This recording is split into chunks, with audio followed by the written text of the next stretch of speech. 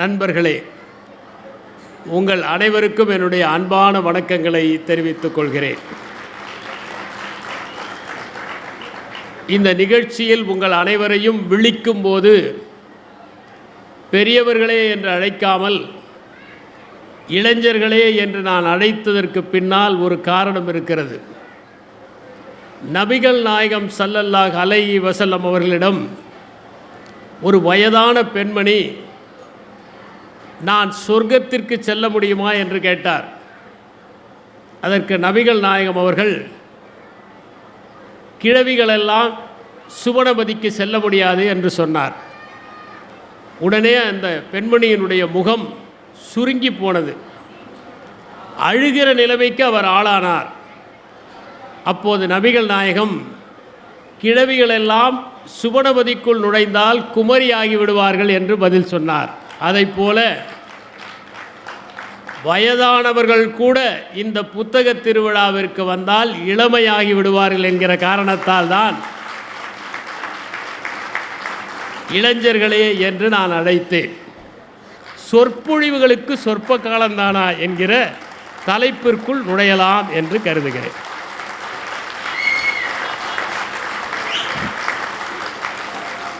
மனிதன் எப்படி பேசத் தொடங்கினான் என்பதை நாம் புரிந்து கொள்ள வேண்டும். மனித வரலாற்றில் 3 புரட்சிகள் முக்கியமானவை என்று யுவல் நோவா ஹராரி குறிப்பிடுகிறார்.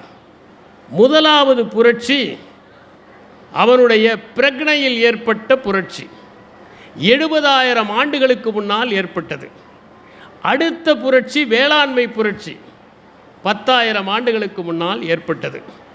அடுத்த புரட்சி அறிவியல் புரட்சி 500 ஆண்டுகளுக்கு முன்னால் ஏற்பட்டது. 70,000 ஆண்டுகளுக்கு முன்னால் மனிதனுடைய மரபுக்கூறில் ஒரு மாற்றம் நிகழ்ந்தது. நம்முடைய மரபுக்கூறுக்கும் சிம்பன்சிகளுடைய மரபுக்கூறுக்கும் 98.4% ஒற்றுமை இருக்கிறது. நாமும் சிம்பன்சியும் கொரில்லாவையும் விட அதிகமான சொந்தக்காரர்கள். அந்த சிம்பன்சிக்கும் நமக்கும் 98.4% ஒற்றுமை இருக்கிறது. அந்த 98.4 0.1% ஒரு மாற்றம் நிகழ்ந்தது. அப்போது நம்முடைய குரல் வளை விரிவடைந்தது, உதடுகள் வெளியே வந்தது, நாக்கு பற்கள் ஆகியவை பரிணாம வளர்ச்சி அடைந்தன. அப்போது நாம் பேசத் தொடங்கினோம், பலவித ஒலிகளை எடுப்பத் தொடங்கினோம். அப்போதுதான் மனிதர்களுடைய பேச்சு மொழி என்பது உருவானது. அது விலங்குகளிடம் இல்லை. இயற்கை பேசுகிறது. ஆறு பாய்ந்தும் கடல் அலை எழுப்பியும் மரங்கள் கிளை அசித்தும் மலர்கள் நறுமணத்தின் மூலமும் பேசுகிறது. யானைகள் பிளிரியும் சிங்கங்கள் முழங்கியும் புலிகள் உரிமையும் நாய்கள் குரைத்தும் ஒலி எழுப்புகின்றன. இவையெல்லாம் அவற்றின் பேச்சு. ஆனால் மனிதனின் பேச்சை போல விசாலமான பேச்சு வேறு எந்த விலங்குக்கும் கிடையாது. விலங்குகளுடைய பேச்சு ஒரே மாதிரி தான் இருக்கிறது. 2000 ஆண்டுகளுக்கு முன்னால் ஆப்பிரிக்காவிலே சிங்கங்கள் எப்படி முழங்கினவோ அப்படித்தான் இன்றும் முழங்குகின்றன. ஆனால் நமக்கு சங்க இலக்கியத்தை படித்தால் ஒன்றும் புரியாது. அதே போல சென்னையில் இருக்கிறவர்கள் தமிழுக்கும் திருநெல்வேலியில் இருக்கிறவர்களுடைய தமிழுக்கும் வேறுபாடு, கோவையில் இருக்கிறவருடைய தமிழுக்கும் மதுரையில் இருக்கிறவருடைய தமிழுக்கும் வேறுபாடு, நெல்லைக்கும் கன்னியாகுமரிக்குமே வேறுபாடு. ஆனால் ஆப்பிரிக்காவில் இருக்கிற கிளிகளும் ஒரே மாதிரி தான் கத்துகின்றன, இந்தியாவிலே இருக்கிற கிளிகளும் ஒரே மாதிரி தான் கத்துகின்றன. எனவே மனிதன் மாத்திரம்தான் மொழியை காலத்திற்கு காலம் மாற்றி மாற்றி அதை வளப்படுத்தி கொண்டே இருக்கிறான், விரிவுபடுத்தி கொண்டே இருக்கின்றான். அது மனிதனுடைய மொழியினுடைய சிறப்பாக இருக்கிறது. விலங்குகளுடைய மொழிக்கும் மனிதனுடைய மொழிக்கும் எப்படி வேறுபாடு நடந்தது? மனிதனுடைய மொழி இவ்வளவு விரிவடைந்ததற்கு காரணமே புரளி பேசுவதால் தான் என்று கண்டுபிடித்திருக்கிறார்கள். மற்ற விலங்குகள் எல்லாம் இருக்கும்போது தான் பேசுகின்றன. ஆனால் மனிதன் தான் இல்லாதவரை பற்றி பேசுகிறான். மற்ற விலங்குகள் நிகழ்காலத்தை பற்றி பேசுகின்றன. மனிதன் தான் நடந்ததை பற்றி பேசுகிறான், எதிர்காலத்தை பற்றி பேசுகிறான், கனவை பற்றி பேசுகிறான், காட்சியை பற்றி பேசுகிறான். ஒரு நிறுவனத்தில் 150 பேருக்கு மேல் இருந்தால் அந்த நிறுவனம் சிறக்காது என்று கண்டுபிடித்திருக்கிறார்கள். அதற்கு டன்பர் எண் என்று பெயர். ஏனென்றால் 150 பேருக்கு மேல் இருந்தால் அவர்கள் புரளி பேசிக்கொள்ள முடியாது. 150க்குள் இருந்தால்தான் புரளி பேச முடியும். அப்போதுதான் அவர்கள் பரிமாறிக்கொள்ள முடியும் என்று கண்டுபிடித்திருக்கிறார்கள். எனவே மனித மொழி என்பது இவ்வளவு விரிவடைந்த காரணத்தால், செறிவடைந்த காரணத்தால் நாம் இங்கே சொற்பொழிவை கேட்டுக்கொண்டிருக்கிறோம். நான் சொற்பொழிவை ஆற்றிக்கொண்டிருக்கிறேன். வேறு எந்த விலங்கும் இப்படி சொற்பொழிவை ஆற்றவும் முடியாது, மற்ற விலங்குகள் சொற்பொழிவை கேட்கவும் முடியாது. சிம்பன்சியில் 30க்கு மேல் ஒரு குழு கிடையாது, ஆனால் லட்சக்கணக்கான பேர் ஓர் உரையை கேட்க முடியும். சொற்பொழிவுகளுடைய சிறப்பு என்ன? சொற்பொழிவுகள் மனிதனுக்கு ஒரு நம்பிக்கையை தரும், அவனை ஆற்றுப்படுத்தும், வழிநடத்தும், நெறிப்படுத்தும், ஊக்குவிக்கும், தூண்டும், அனைத்தையும் செய்யும். 1990ஆம் ஆண்டு காவிரி நடுவர் மன்றம் தஞ்சை பகுதிக்கு வந்தது. அவர்கள் வருகிற போது என்ன செய்ய வேண்டும் என்று ஒரு கூட்டம் நடத்தப்பட்டது. அப்போது மக்களால் தேர்ந்தெடுக்கப்பட்ட அரசாங்கம் பதவியில் இல்லை. எனவே அதிகாரிகள் எல்லாம் ஒன்று சேர்ந்து நாம் நீண்ட மனித சங்கிலியை காவிரி டெல்டா பகுதி முழுவதும் அமைத்து நாங்களெல்லாம் காவிரி இல்லாமல் வாழ முடியாது என்பதை அவர்கள் இதயத்தில் பதிவு செய்ய வேண்டும் என்று முடிவெடுத்தார்கள். அப்போது நான் நாகப்பட்டினத்தில் சாராட்சியர். எங்களுடைய மாவட்ட ஆட்சியராக இருந்தவர் விவேக் ஹரிநாராயண். அவர்கள் சொன்னார்கள், சாராட்சியர்கள், வட்டார வளர்ச்சி அலுவலர்கள், கோட்ட வளர்ச்சி அலுவலர்கள் போன்றவர்களெல்லாம் ஒரு பிரச்சாரம் போல மக்களிடம் சென்று மனித சங்கிலி அமைக்க வேண்டும் என்று காலையிலிருந்து இரவு வரை பிரச்சாரம் செய்ய வேண்டும் என்று சொன்னார்கள். நாங்கள் மற்ற கோப்புகளை எல்லாம் இரவில் பார்ப்பது என்று முடிவு செய்துவிட்டு ஒரு திறந்த ஜீப்பிலே சென்று ஊர் ஊராக மக்களிடம் காவிரி எவ்வளவு முக்கியம், சிலப்பதிகாரத்தில் என்ன சொல்லப்பட்டிருக்கிறது, அதை எப்படி சங்க இலக்கியங்கள் பாராட்டின என்றெல்லாம் பேசி, இந்த காவிரி நமக்கு பாய வேண்டும் என்றால் மனித சங்கிலியை அமைக்கத்தான் வேண்டும் என்று நிறைய பிரச்சாரம் செய்தோம். அதன் பலனாக தொடர்ந்து மனித சங்கிலி இடைவிடாமல், தொய்வில்லாமல், இடைவெளி இல்லாமல் அமைக்கப்பட்டு அந்த காவிரி நடுவர் மன்றம் இந்த மக்களின் ஜீவாதாரமே காவிரிதான் என்று உணர்ந்து தன்னுடைய கருத்துக்களை பதிவு செய்தது. இது சொற்பொழிவுகளுக்கான சக்தி. நீங்கள் பார்க்கலாம், மேடையிலே ஒருவர் பேசினால் அந்த கூட்டமே ஆரவாரம் செய்யும். இப்படித்தான் ஒரு கூட்டத்தில் நண்பர்களே புறப்படுங்கள் என்று சொன்னதும் கூட்டமே காலியாகிவிட்டது, புறப்பட்டு சென்று விட்டார். எனவே எச்சரிக்கையோடு பேச வேண்டியது மிக முக்கியம். சொற்பொழிவுகளின் காரணமாக நம்முடைய தகவல் பரிமாற்றம் விருத்தியடையும். ஒருவர் பேசுவதை பார்த்து நாமும் நன்றாக பேச கற்றுக்கொள்வோம். எந்த சொல்லை எங்கே பயன்படுத்துவது என்று தெரிந்து கொள்வோம்.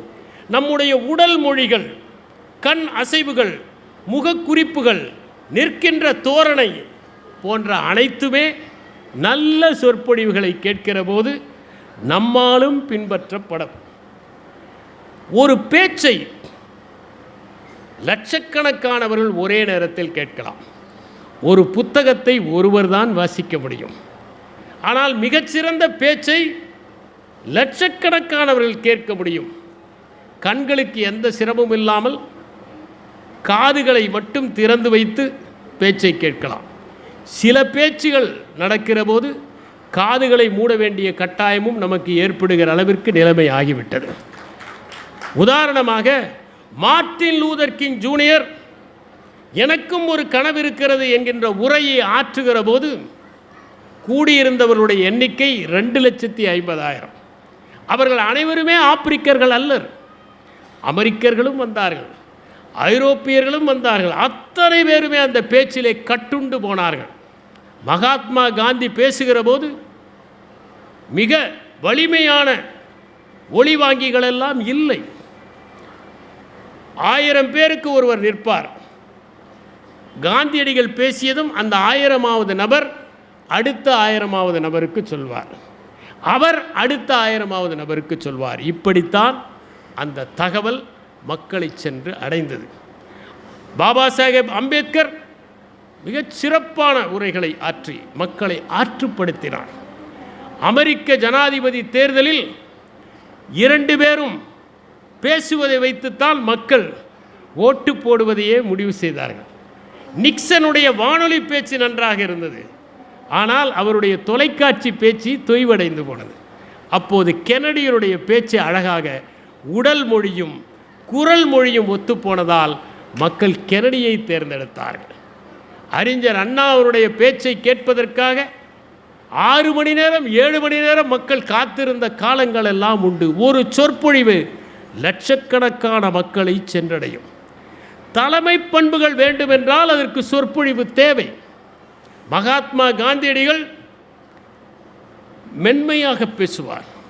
ஆனால் இந்திய அரசியலில் அவர் நுழைந்த பிறகுதான் லட்சக்கணக்கான இளைஞர்கள் விடுதலை போராட்ட வேள்வி தீயில் குதித்தார்கள் என்பதை வரலாற்று பாதையில் என்கிற நூலில் நண்பர் ஸ்டாலின் குணசேகரன் அவர்கள், நண்பர் இல்லை தோழர் ஸ்டாலின் குணசேகரன் அவர்கள் பதிவு செய்திருக்கிறார். மகாத்மா காந்தியடிகள் தமிழ்நாட்டிற்குள் நுழைந்தால் மிகப்பெரிய கூட்டம் வரும்.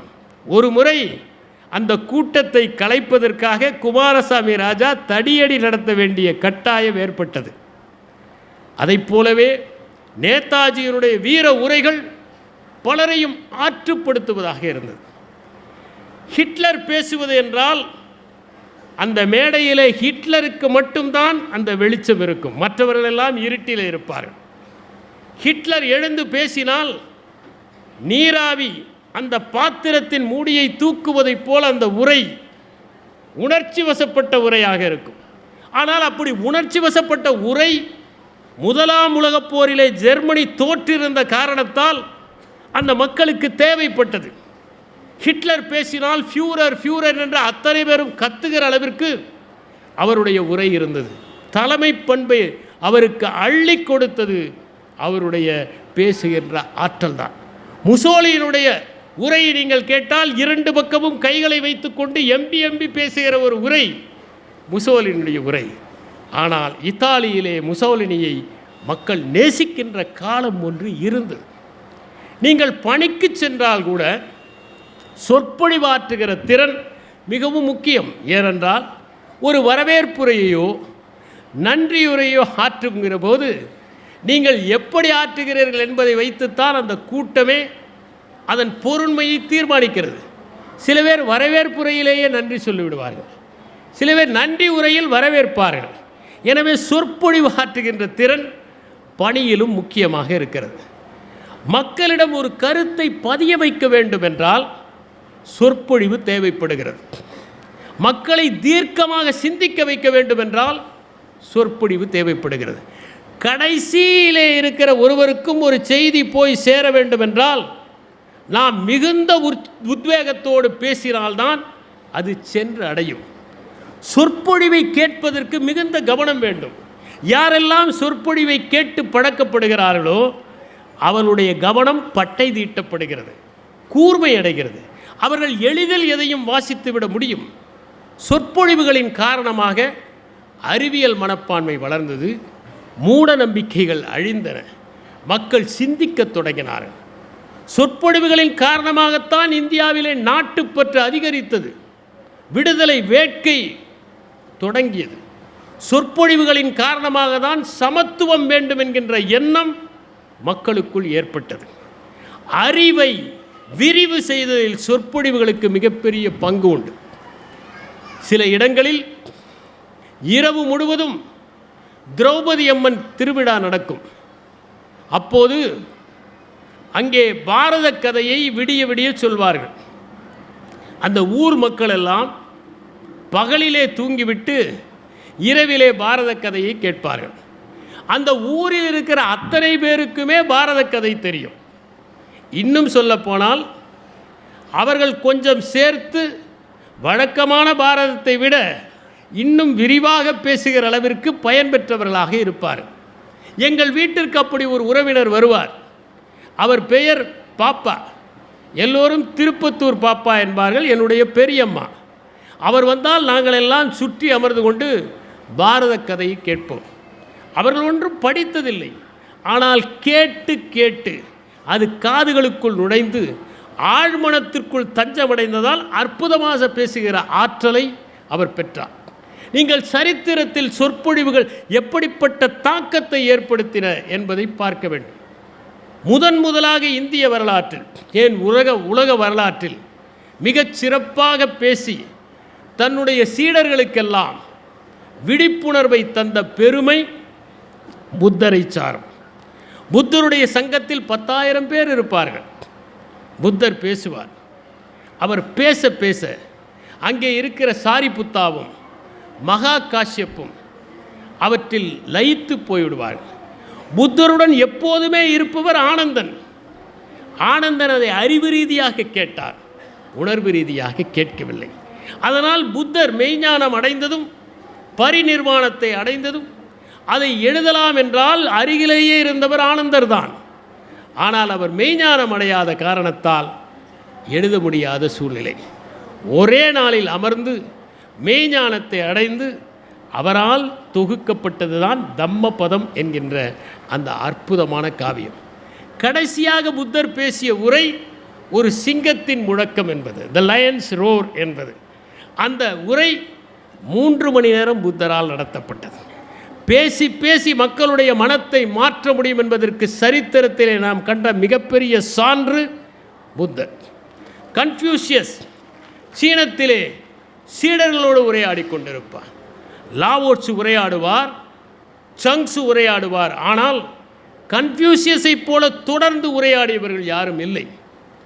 கிரேக்கத்திலே ஏத்தன்ஸ் நகரிலே மக்களிடம் நின்று, இளைஞர்களிடம் நின்று, ஏத்தன்ஸ் நகரத்து இளைஞர்களே என்று அழைத்து அவர்களை பகுத்தறிவு பாதைக்கும் எதையும் கேள்வி கேட்கின்ற திறனுக்கும் உட்படுத்தியவர் சாக்ரட்டிஸ் என்கின்ற அந்த மகத்தான மனிதர். அவருடைய சீடரின் சீடரான அரிஸ்டாட்டில் எப்படி சொல்லாட்சி இருக்க வேண்டும் என்பதற்காகவே ரெட்டாரிக்ஸ் என்கிற ஒரு புத்தகத்தை எழுதினார். அலெக்சாண்டர் காலத்திலே வாழ்ந்தவர் டெமஸ்தனிஸ். அவர் திக்குவாயாக இருந்தார். அவர் தன்னுடைய கடைவாயிலே கூழாங்கற்களை நிரப்பிக்கொண்டு பேசி பேசி கடல் அலைகளை காட்டிலும் உச்சஸ்தாயிலே பேசி மலையிலே ஏறுகிற போது நீண்ட நேரம் ஒரு நீண்ட வாக்கியத்தை பேசுவதற்கான பயிற்சியை பெற்று திக்குவாயை தித்திக்கும் வாயாக மாற்றிக்கொண்டார். அதன் விளைவாக அவர் வழக்காடிய எவற்றிலுமே தோற்று போகவில்லை.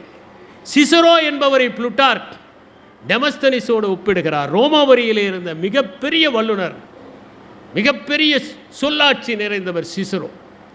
சிசரோவின் சொல்லாட்சி ஆண்டனியின் சொல்லாட்சியை விட அதிகமாக இருந்ததால் தான் சிசரோவை கொல்வதற்கு ஆண்டனி ஆயத்தமானான் என்பதை ஜூலியஸ் சீசர் நாடகத்தில் நாம் பார்க்க முடிகிறது.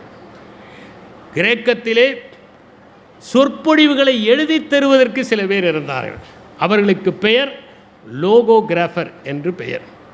ஒருவர் பேசினால் எப்படி அவர்கள் வாழ்க்கையில் வெற்றி பெற முடியும் என்பதை திருவள்ளுவர் 100 குறட்பாக்களில் 10 அதிகாரங்களில் தொகுத்திருக்கிறார். அவர் தகவல் பரிமாற்றத்தை போல அதிக குறட்பாக்களை எதற்கும் ஒதுக்கவில்லை. அதற்கு அடுத்தது அவர் ஒதுக்கியது நட்புக்கு 5 அதிகாரங்கள். ஏனென்றால் தகவல் பரிமாற்றம் இல்லை என்றால் இல்லறம் இல்லை, தகவல் பரிமாற்றம் இல்லை என்றால் மக்கட்பேறு இல்லை, தகவல் பரிமாற்றம் இல்லை என்றால் நட்பும் இல்லை, அரசாட்சியும் இல்லை, நீதியும் இல்லை, நியாயமும் இல்லை, காமத்துப்பாலும் இல்லை, பொருட்பாலும் இல்லை, அறத்துப்பாலும் இல்லை. அதனால் 100 குறட்பாக்களை அவர் ஒதுக்கினார். அதே போன்று ராமாயணத்திலே அனுமனைத்தான் சொல்லின் செல்வர் என்று அழைக்கிறார்கள். சுவைபட பேசுவதிலும் அடுத்தவர்கள் பேசுவதை கவனிக்கின்ற காரணத்தினாலும் தான் அனுமனுக்கு அந்த பெயர். இறுதியாக பேசுவார் அனுமன். ஆனால் தனக்கு மன்னனாக இருக்கிற சுக்ரீவனையே எதிர்த்து பேசுகிற வல்லமை பெற்றவராக அனுமன் இருந்ததனால்தான் சொல்லின் செல்வர். சில நேரங்களில் மேலே இருப்பவர்களையும் மென்மையாக எதிர்த்து பேசுகிறவர்கள் தான் சொல்லின் செல்வர்களாக இருக்க முடியும். ஷேக்ஸ்பியர் மகத்தான 2 பாத்திரங்களை படைத்திருப்பார். ஜூலியஸ் சீசரில் வருகிற ஆண்டனியின் பாத்திரம். உங்கள் காதுகளை இரவல் கொடுங்கள் என்று பேசி அவர்களையெல்லாம் வசீகப்படுத்துகிற ஒரு பாத்திரமாக ஆண்டனி வலம் வருவான். அவன் கிளர்ச்சியாளர்களை ஓட ஓட விரட்டுகின்ற அளவிற்கு மக்களை கொதித்தன செய்வான். நீதியும் நியாயமும் நிலைபெற வேண்டும் என்பதற்காக போர்ஷியா என்கிற பாத்திரத்தை வெனிஸ் நகரத்து வியாபாரி என்பதில் ஷேக்ஸ்பியர் படைத்திருப்பார். எனவே மகத்தான மனிதர்கள் சொற்பொழிவை நிகழ்த்தி வெற்றி பெற்றிருக்கிறார்கள். ஒரு சொற்பொழிவு எப்படி தயாரிக்கப்பட வேண்டும்? ஒரு சொற்பொழிவு தெரிந்ததிலிருந்து தெரியாததற்கு நம்மை அழைத்து செல்ல வேண்டும். முழுவதும் தெரிந்ததாக இருந்தால் மக்கள் கிளம்பி விடுவார்கள். தெரியாததாக இருந்தால், உதாரணமாக நாம் குவாண்டம் தியரியை பற்றி இங்கே பேசினால் ஓர் இருக்கை கூட காலியாக இருக்காது. ஒரே இருக்கை மட்டும் நிரம்பி இருக்கலாம். அது என்னோடு வந்திருக்கிற என்னுடைய துணைவியார். ஏனென்றால் நான் போகிற வாகனத்தில் தான் அவர் வர வேண்டும். அதனால் காத்திருப்பார். இல்லாவிட்டால் அவரும் காலி செய்து விடுவார். எனவே தெரிந்ததிலிருந்து தெரியாததற்கு அழைத்து செல்ல வேண்டும். பர்னாட் ஷா ஒரு கூட்டத்திற்கு போனார். அங்கே இருந்த மக்களை பார்த்து, நான் பேசப்போவது உங்களுக்கு தெரியுமா என்று கேட்டார்கள். தெரியாது என்று எல்லோரும் சொன்னார்கள். தெரியாதவர்களிடம் பேசி பயனில்லை என்று சென்று விட்டார். உடனே அவர்கள் அடுத்த நாட்கள் கூடி அவரை மறுபடியும் வரவழைத்தார்கள். நான் பேசுவது தெரியுமா என்றார்.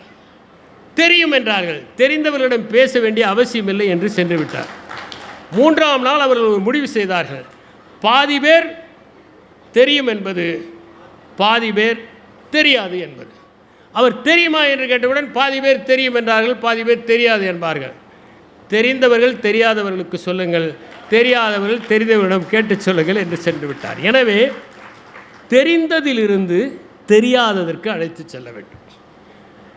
ஒரு நல்ல உரை என்பது படித்தவர்களுக்கும் சுவையாக இருக்க வேண்டும், பாமரர்களுக்கும் சுவையாக இருக்க வேண்டும். ஹிட்லர் தன்னுடைய எனது போராட்டம் நூலிலே ஒன்று எழுதினார். இதுதான் சொற்பொழிவு கலையின் சூத்திரம்.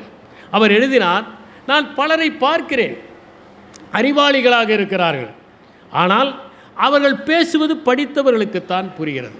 இன்னும் சிலர் இருக்கிறார்கள், அவர்கள் பாமரர்களுக்காகவே பேசுகிறார்கள். படித்தவர்களும் பாமரர்களும் நேசிக்கிற மாதிரி ஒரு சொற்பொழிவு இருக்க வேண்டும் என்று எழுதினார். அதைத்தான் அவர் செய்தார். அதனால்தான் அவருடைய காலத்திலே மிகப்பெரிய அறிஞர்களும் தத்துவஞானிகளும் கூட ஹிட்லரை நம்பினார்கள், ஹிட்லரின் வசப்பட்டார்கள். ஒரு பேச்சை தயாரிக்கிற போது வடிவமும் முக்கியம், உள்ளடக்கமும் முடியும். சிலர் அலங்கார சொற்களை போடுவார்கள், உள்ளே ஒன்றும் இருக்காது, கிராமத்து பிஸ்கட்டை போல. ஆனால் அலங்கார சொற்களும் தேவை, அதே நேரத்தில் உள்ளே சத்தும் தேவை. இரண்டும் இருக்க வேண்டும். இல்லாவிட்டால் அது கடை வீதியிலே விற்கின்ற சுவைக்கான இனிப்பை போல இருந்துவிடும். அதற்கு பிறகு உடலுக்கும் உள்ளத்துக்கும் எந்த சத்தையும் சேர்க்காது. ஒரு பேச்சை தயாரிக்கின்ற போது அந்த பேச்சு மிகவும் சுவையாக இருப்பது மட்டுமல்ல, அந்த பேச்சு நமக்கு ஆறுதல் தருவதாகவும் இருக்க வேண்டும். அந்த பேச்சை பேசுகிறவர்களே மகிழ்ச்சி அடைகிற விதத்திலே அந்த பேச்சு இருக்க வேண்டும்.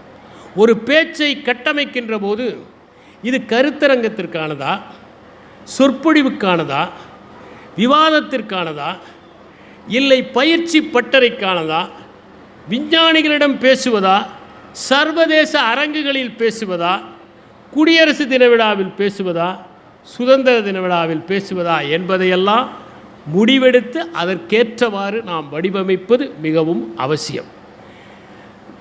ஒரு சொற்பொழிவின் எடுப்பும் நன்றாக இருக்க வேண்டும், தொடுப்பும் நன்றாக இருக்க வேண்டும், முடிப்பும் நன்றாக இருக்க வேண்டும். சொற்பொழிவுகளை ஆற்றுகிற போது இன்னும் கொஞ்சம் நீடிக்கக்கூடாதா என்று நினைக்கிற போதே முடித்து விட வேண்டும். என் தந்தை சொல்வார், சாப்பிடும்போது ஒரு விதியை வைத்துக்கொள், இன்னும் கொஞ்சம் சாப்பிடலாம் என்று தோன்றுகிற போதே எழுந்து விடு என்று சொல்வார். அது சொற்பொழிவுகளுக்கும் மிகவும் பொருத்தம். கைத்தட்டல்களிலேயே 2 விதமான கைத்தட்டல்கள் இருக்கின்றன. உற்சாகப்படுத்துகிற கைத்தட்டல் ஒரு வகை, உடனே முடி என்று வருகிற கைத்தட்டல். உடனே முடி என்று வருகிற கைத்தட்டல் தேவையில்லாத இடத்தில் வரும், தொடர்ந்து கொண்டே இருக்கும். அதை வைத்து நாம் தெரிந்து கொள்ளலாம். பேச்சிலே நகைச்சுவை தேவை. ஆனால் அது எப்படிப்பட்ட நகைச்சுவை? 3 விதமான நகைச்சுவைகள் இருக்கின்றன. அடுத்தவர்களை தாழ்த்தி மக்களை சிரிக்க வைப்பது. இன்னொன்று தன்னை தாழ்த்தி கொண்டு அடுத்தவர்களை சிரிக்க வைப்பது. 3வது வகை அனைவரையும் உயர்த்துகிற நகைச்சுவை. அப்படிப்பட்ட உயர்த்துகிற நகைச்சுவையை நாம் கையாள வேண்டும். சொற்பொழிவுகளில் அரைத்தமாவையே அரைக்கக்கூடாது. சில பேர் ஒரே நகைச்சுவை எல்லா மேடையிலும் சொல்வார்கள். மொத்தம் 10-15 நகைச்சுவை துணுக்குகளை வைத்து ஓட்டிக்கொண்டிருப்பவர்களை நான் அறிவேன். இன்னும் சிலரோ அவர்கள் பேசுகிற போது பல நேரங்களில் எதிர்மறையாக பேசுவார்கள். எல்லோரையும் தாக்குவது என்பது போல பேசுகிறவர்களை நாம் பார்க்கலாம்.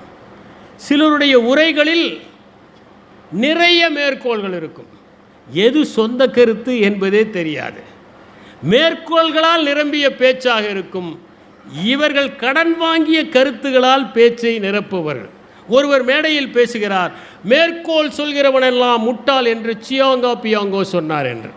அதுவே மேற்கோள் தான். பிறகு என்ன சியோங்கா பியோங்கோ சொல்வது? எனவே மேற்கோள்களால் நிரப்பக்கூடாது. எனக்கு தெரிகிறது என்பதனால் என்னுடைய மேதா விலாசத்தை இங்கே காட்டக்கூடாது. வீட்டிற்கு நீங்கள் செல்லுகிற போது 4 சரக்குகளையாவது எடுத்து செல்ல வேண்டும். எனவே என்னுடைய பேச்சு உங்களுக்கு பயன்படுகிற மாதிரி இருக்க வேண்டும். சொந்த அனுபவங்களை சொல்லலாம், ஆனால் அது சுயபுராணமாக இருக்கக்கூடாது. கதைகளை சொல்லலாம், ஆனால் அது கதை விடுவதாக இருக்கக்கூடாது.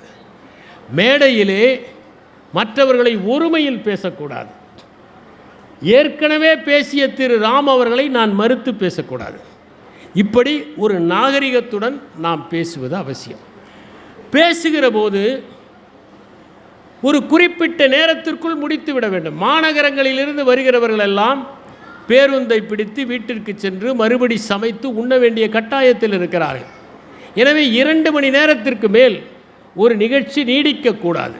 குறித்த நேரத்தில் முடித்து விட வேண்டும். நான் பார்த்திருக்கிறேன்.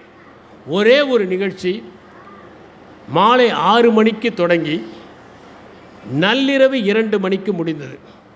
ஆனால் அத்தனை மக்களும் அமைதியாக கடற்கரை மணலில் தரையில் அமர்ந்து அதை கேட்டார்கள். 2000 ஆண்டு 1ஆம் தேதி ஜனவரி கன்னியாகுமரியில் ஐயன் திருவள்ளுவர் சிலையை திறக்கிற போது 8 மணி நேரம் மக்கள் அசையாமல் கேட்டார்கள். இப்போது கேட்பார்களா என்பது சந்தேகம். ஏனென்றால் கேட்டால் திருவள்ளுவரே சுருக்கமாகத்தானே எழுதினார் என்று சொல்லிவிடுவார்கள். கைத்தட்டல்களுக்காக பேசக்கூடாது. உலகளாவிய ஞானம் இருக்க வேண்டும். நீங்கள் மற்ற நாட்டின் அறிஞர்களையும் பேசலாம், தவறு இல்லை. ஏனென்றால் மற்ற நாட்டினர் கண்டுபிடித்த பொருட்களை எல்லாம் பயன்படுத்துகிறோம். இங்கே நாம் பயன்படுத்துகிற பெரும்பான்மையான பொருட்கள் அயல் நாட்டு பொருட்கள். அயல் நாட்டின் அறிவு தேவையில்லை என்று ஒதுக்க வேண்டியதில்லை. அறிவு எந்த மூலையிலிருந்து வந்தாலும் அதை ஏற்றுக்கொள்வது தான் முறை. அதை நம்முடைய அறிவில் உரசி பார்த்து பொருத்தமாக இருந்தால், அதிலே செம்பு கலக்காமல் சேதாரம் கலக்காமல் இருந்தால் எடுத்துக்கொள்வதில் எந்த விதமான தவறுமே இல்லை. சில பேர் வரவேற்புரை ஆற்றுவார்கள், ஆனால் யாரையும் வரவேற்க மாட்டார்கள். சில பேர் நன்றியுரை ஆற்றுவார்கள், ஏற்கனவே பேசியவர்களையெல்லாம் மறுத்து பேசுவார்கள். இப்படியெல்லாம் செய்யக்கூடாது. பேசுகிற போது பற்றை ஏற்படுத்தலாம், வெறியை ஏற்படுத்தக்கூடாது. அடுத்தவர்கள் இதயத்தில் பற்று வரலாம். அந்த பற்று புற்றாக மாறுகிற போது தான் அது வெறியாக மாறுகிறது என்பதை நாம் உணர வேண்டும். ஒரு நல்ல பேச்சு அடுத்தவர்களை சிந்திக்க தூண்ட வேண்டும், வாசிக்க தூண்ட வேண்டும், அவர்கள் இன்னும் தேட வேண்டும் என்கிற எண்ணத்தை ஏற்படுத்த வேண்டும். ஒரு நல்ல உரையை ஆற்றுகிற போது ஏற்ற இறக்கங்கள் தேவை. வெறுப்பை உமிழக்கூடாது. அடுத்தவர்களை தரக்குறைவாக தாக்கி பேசக்கூடாது. ராஜாஜி ஒரு முறை பேசுகிறார். அவருக்கு எதிர்க்கட்சியாக இருப்பவரை பற்றி பேசுகிறார். எதிர்க்கட்சி தலைவருக்கு அன்று பிறந்த நாள். அவர் பேசும்போது சொல்கிறார், நம்முடைய எதிர்க்கட்சி தலைவருக்கு பிறந்த நாள், அவருக்கு ஆயுள் வளர வேண்டும், நாமெல்லாம் அவருடைய ஆயுள் வளர வேண்டும் என்று பிரார்த்திப்போம். அதே நேரத்தில் அறிவும் கொஞ்சம் வளர்ந்தால் பரவாயில்லை என்று பேசுகிறார். இப்படி தரக்குறைவில்லாமல் பேச வேண்டும். பொத்தாம் பொதுவாக பேசக்கூடாது. எல்லோரையுமே பொதுவாக பேசிவிடக்கூடாது. ஆதாரம் இல்லாமலும் பேசிவிடக்கூடாது. இவையெல்லாம் ஒரு உரையை நிகழ்த்துவதற்கு முக்கியம். அப்படி என்றால் ஒரு சொற்பொழிவை எப்படி தயாரிக்க வேண்டும்? நம்முடைய அனுபவங்களின் அடிப்படையில் தயாரிக்க வேண்டும். சொந்த அனுபவங்கள் வேண்டும். அவதானிப்புகள், நீங்கள் கவனித்தவற்றை வைத்து அவற்றை தயாரிக்க வேண்டும். ஒரு நல்ல உரையில் அறிவியல், பொருளியல், உளவியல், தத்துவம், வரலாறு, புவியியல், பூகோளம் போன்ற அனைத்து கருத்துகளும் இருக்க வேண்டும். நான் ஓர் உரையை விருந்துக்கு ஒப்பிடுவேன். ஒரு விருந்தில் அரிசியை போல நம்முடைய சொந்த கருத்துக்கள், சோறை போல சொந்த கருத்துகள், அதிலே கூட்டு போல மற்ற மேற்கோள்கள், பொரியலை போல சுவையான சம்பவங்கள், இனிப்பை போல நகைச்சுவை, பச்சடியை போல அங்கே காண்கின்ற காட்சிகள், அதிலே சாம்பாரை போல நாம் படித்திருக்கின்ற சரித்திர கூற்றுகள், ரசத்தை போல உணர்ச்சியை தூங்கக்கூடிய செயல்பாடுகள், தயிரை போல நாம் செரிக்க வேண்டிய அளவிற்கு திருப்பிச் சொல்கின்ற சில சம்பவங்கள், இறுதியாக தாம்பூலத்தை அசை போடுவதைப் போல நாம் வீட்டுக்கு எடுத்து செல்ல வேண்டிய கருத்துகள், இவை அனைத்தும் இருந்தால்தான் அது ஒரு விருந்தாக இருக்கும். எனவே ஒரு நல்ல சொற்பொழிவில் சம்பவங்கள் இருக்க வேண்டும், மேற்கோள்கள் இருக்க வேண்டும், கதைகள் இருக்க வேண்டும், கவிதைகள் இருக்க வேண்டும். சில நேரங்களில் சமயோசிதமான சில கருத்துகளும் இருக்க வேண்டும். உதாரணமாக, எங்களுடைய கல்லூரியில் பதிவாளருக்கு பிரிவு உபச்சார விழாவில் என்னை பேச அழைத்திருந்தார்கள். அப்போது நான் மாணவன். அவர் எளிமையானவர், நேர்மையானவர். அவரை பற்றி சொல்லுகிற போது, இலக்கியவாதிகள் இருந்திருந்தால் இந்த பதிவாளரை தண்ணி இல்லாத காட்டிற்கு மாற்றியிருப்பார்கள் என்று சொன்னேன். அரங்கமே அதிர்ந்து போனது. இலக்கியவாதிகள் இருந்திருந்தால் இந்த பதிவாளரை தண்ணி இல்லாத காட்டுக்கு தள்ளி இருப்பார்கள். இந்த நல்லார் ஒருவர் போயாவது அங்கே மழை பெய்யாதா என்று சொன்னார். இது சமயோசிதமாக சொன்னது. அதற்கு பிறகு நான் பேசியதற்கெல்லாம் அந்த மாணவர்கள் மகிழ்ச்சியுடன் வரவேற்று கைத்தட்டினார்கள். எனவே சொந்த அனுபவங்கள், சமயோசிதமான கருத்துக்கள். ஒரு முறை பேசிக்கொண்டிருக்கிற போது மிக சிறப்பாக ஏற்பாடு செய்த என்று சொல்லுகிற போது ஒளி வாங்கி பணி செய்யவில்லை, அவர்கள்தான் இந்த ஒளி வாங்கியும் ஏற்பாடு செய்திருக்கிறார்கள் என்று சொன்னேன். பிறகு சரியாகிவிட்டது. இப்படி சமயோசித கருத்துகளும் மிகவும் முக்கியம் என்பதை நாம் உணர வேண்டும். சரி, ஒரு மேடை பேச்சு சிறப்பாக இருக்க வேண்டும் என்றால் என்ன செய்ய வேண்டும்? எடுத்த உடனேயே அனைவருடைய கவனத்தையும் ஈர்த்து விட வேண்டும். உதாரணமாக, நான் ஒரு நிறுவனத்தில் பேசுகிற போது அந்த நிறுவனத்தின் தலைவர் அமர்ந்திருந்தார். நிறுவனத்தின் தலைவருடைய மனைவியும் அமர்ந்திருந்தார். நான் பேசுகிற போது, நிறுவனத்தின் தலைவர் அவர்களே, தலைவரின் தலைவராக இருக்கிற அவருடைய துணைவியார் அவர்களே என்று குறிப்பிட்டேன். அதற்கு பிறகு கலகலப்பு ஏற்பட்டு விட்டது. ஆனால் பிறகுதான் நான் புரிந்து கொண்டேன், இது ஒன்றும் என்னுடைய புதிய சரக்கு அல்ல. ஏற்கனவே ஷேக்ஸ்பியர் ஒத்தெல்லோவில் கேப்டன் என்று சொல்லியிருக்கிறார். அந்த காலத்திலே இதையெல்லாம் அந்த மனிதன் செய்துவிட்டு போய்விட்டார் என்று நான் சிந்தித்தேன். பேரறிஞர் அண்ணா அவர்கள் மேடையிலே பேசுகிற போது அனைவரையுமே இழுக்கின்ற வசீகர வார்த்தைகளை பயன்படுத்துவார்.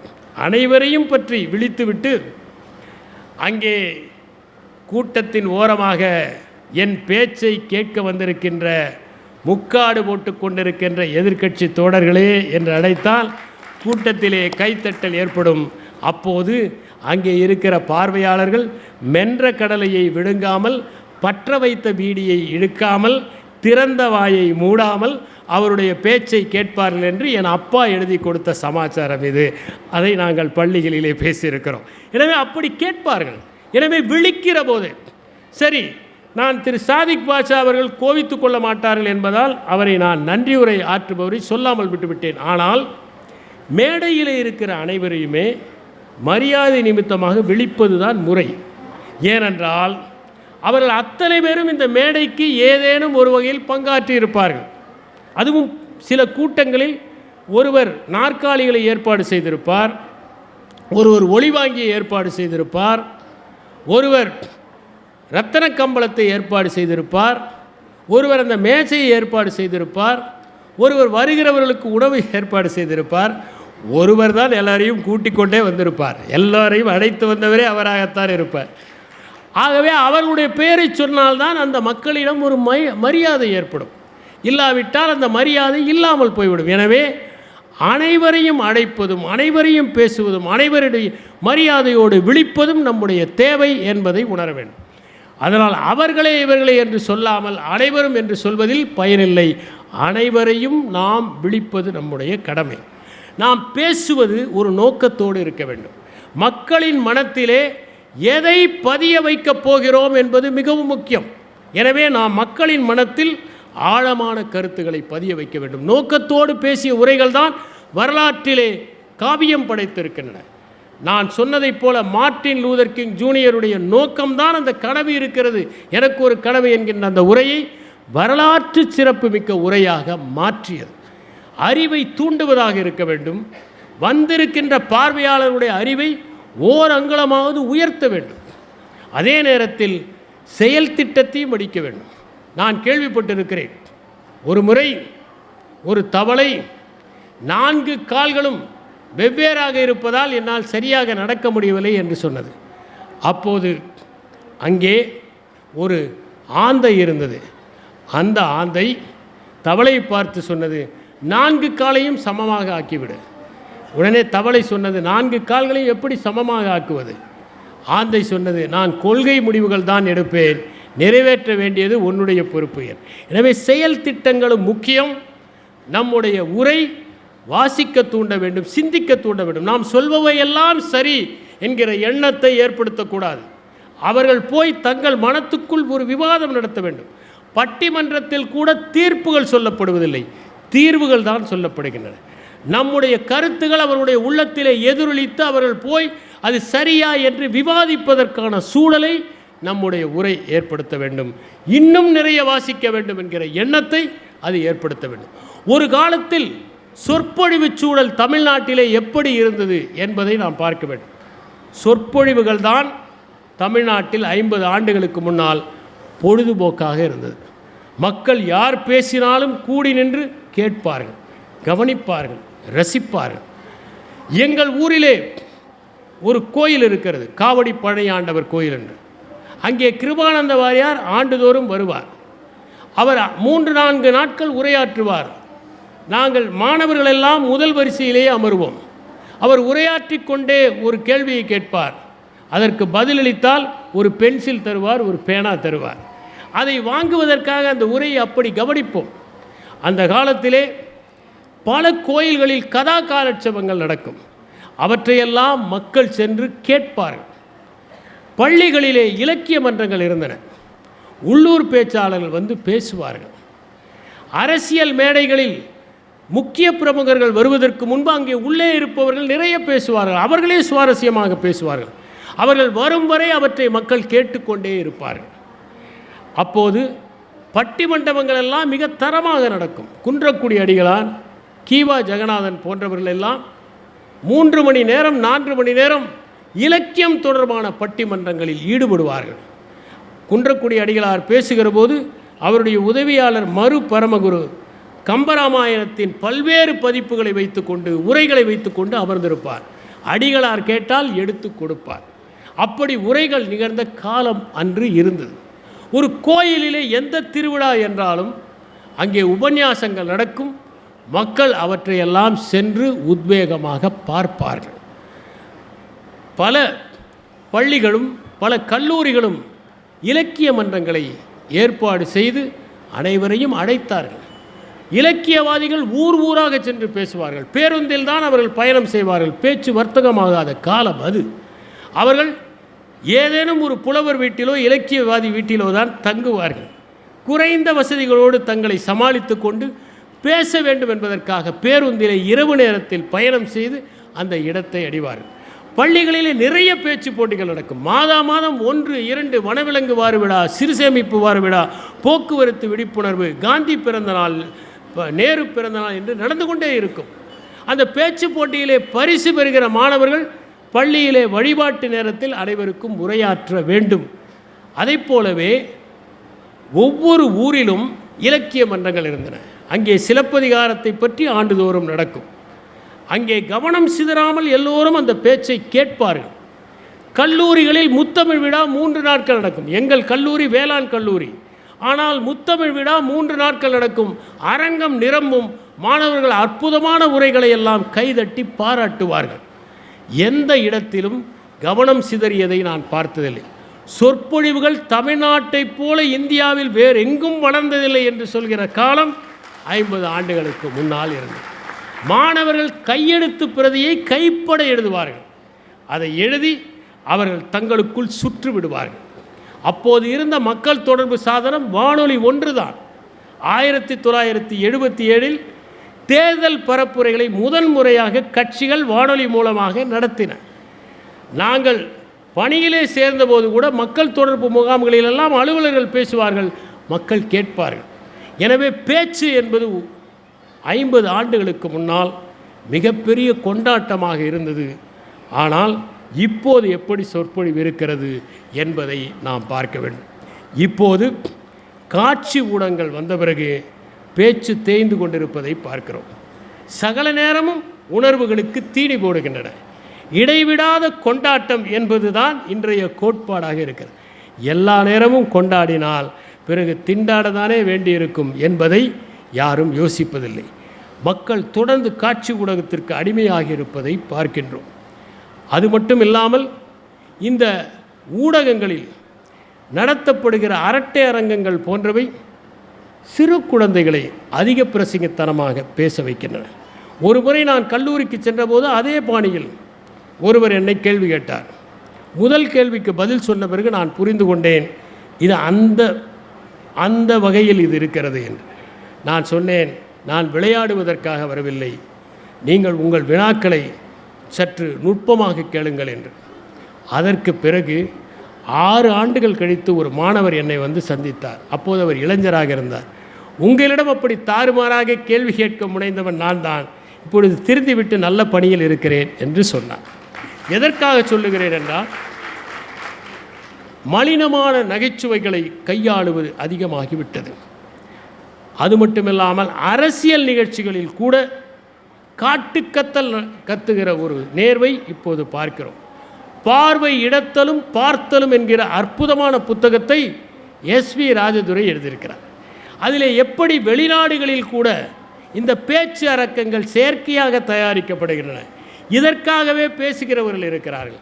அவர்கள் பேசி முடித்துவிட்டு ஒரே காரிலே தோழமையுடன் செல்கிறார்கள் என்பதை பற்றியெல்லாம் தெளிவாக எழுதியிருப்பார்.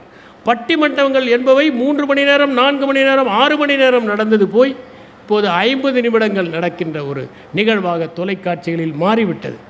விடிய விடிய நடந்த பட்டிமன்றங்கள் விடி மூடுவதற்குள் முடிந்து விடுகின்ற ஒரு சூழலை நாம் பார்க்கிறோம். அதுவும் பெரும்பாலும் ஆணா பெண்ணா என்கின்ற தலைப்பு தான். குழந்தை பெறுவதற்கு தேவை ஆணா பெண்ணா என்கிற தலைப்பு, அதில் ஒரு தீர்ப்பு என்று இன்று ஆண் பெண் மையமாக இருக்கிறது. அதனால் அதிகம் வாசிக்கின்ற வாய்ப்பும் இந்த பேச்சாளர்களுக்கு இல்லாமல் போய்விடுகிறது.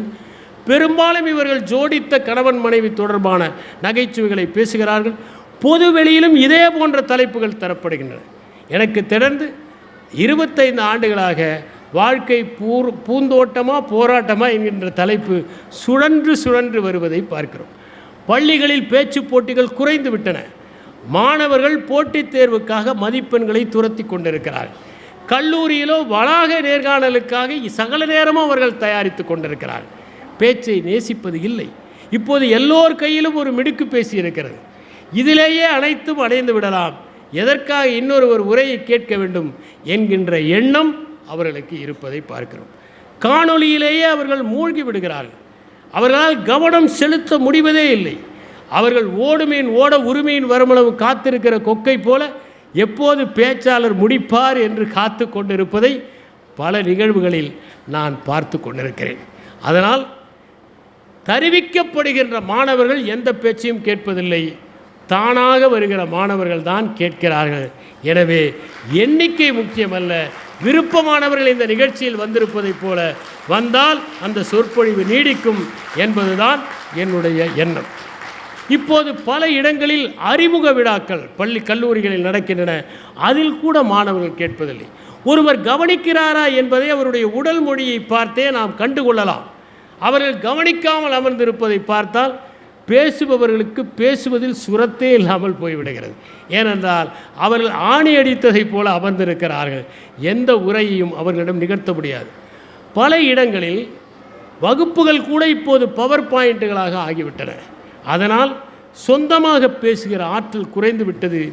வெளிநாடுகளில் நடக்கிற நிகழ்ச்சிகளில்தான் நம் ஊர் தமிழர்கள் ஆர்வமாக சொற்பொழிவுகளை கேட்கிறார்கள் என்பது நமக்கு ஆறுதலாக இருக்கிறது. நாம் இங்கே விட்டாலும் அவர்கள் தமிழை காப்பாற்றி விடுவார்கள் என்கிற எண்ணமும் நமக்கு ஏற்படுகிறது. இன்று மாணவர்களுக்கு பேசுவதை விட குறுஞ்செய்தி அனுப்புவதுதான் வசதியாக இருக்கிறது. அதனால் பெரும்பாலானவர்கள் அகவயப்பட்டவர்களாக ஆகிவிடுகிறார்கள். இன்ட்ரோவர்ட்ஸ் என்று ஆகிவிடுகிறார்கள். அவர்களால் சகஜமாக எல்லோரிடமும் பழக முடியவில்லை. இது மட்டுமில்லாமல் சில நகைச்சுவைகள் தமிழ்நாட்டிலே சுற்றி கொண்டிருக்கின்றன. ஒரு பேச்சாளர் முதல் நாள் போய் 20 நகைச்சுவைகளை உதிர்த்து விட்டு வந்துவிட்டார். அடுத்த நாள் இன்னொரு பேச்சாளர் போய் அதே நகைச்சுவை பேசியிருக்கிறார். கூட்டத்தை ஏற்பாடு செய்தவர்கள் சொல்லியிருக்கிறார்கள், இதே நகைச்சுவைகளை நேற்று ஒருவர் பேசிவிட்டு போய்விட்டார். எனவே சுற்றி கொண்டிருக்கிற நகைச்சுவை. ஆங்கில பள்ளிகளில் தமிழும் தகராறு ஆங்கிலமும் தகராறு என்கின்ற சூழலில் அங்கே யாராவது தமிழில் பேசினால் மாணவர்கள் கவனிப்பதில்லை. அப்படியே அவர்கள் அமர்ந்திருந்தாலும் அமைதியாக இருந்தாலும் 20 மாணவர்களுக்கு ஒரு ஆசிரியர் அவர்களை கண்காணித்து கொண்டே இருக்கிறார். பிடித்து வைத்த பிள்ளையாரை போல அவர்கள் அந்த நிகழ்ச்சியை கவனித்து கொண்டிருக்கிறார்கள். சிறந்த சொற்பொழிவாளர்களை அவர்கள் எதிர்கொள்வதும் இல்லை, அந்த உரைகளை கேட்பதும் இல்லை. இன்று இருக்கிற இந்த சொற்பொழிவு சூழலில் நாம் சொற்பொழிவுகளை எப்படி மீட்டெடுப்பது என்பதுதான் இறுதி கேள்வி. மறுபடியும் பள்ளிகளிலும் கல்லூரிகளிலும் இலக்கிய மன்றங்களை, தமிழ் மன்றங்களை நாம் வலுப்படுத்த வேண்டிய கட்டாயத்தில் இருக்கின்றோம். மாணவர்களிடையே பேச்சு போட்டிகளை நடத்துவது அவசியமாக இருக்கிறது.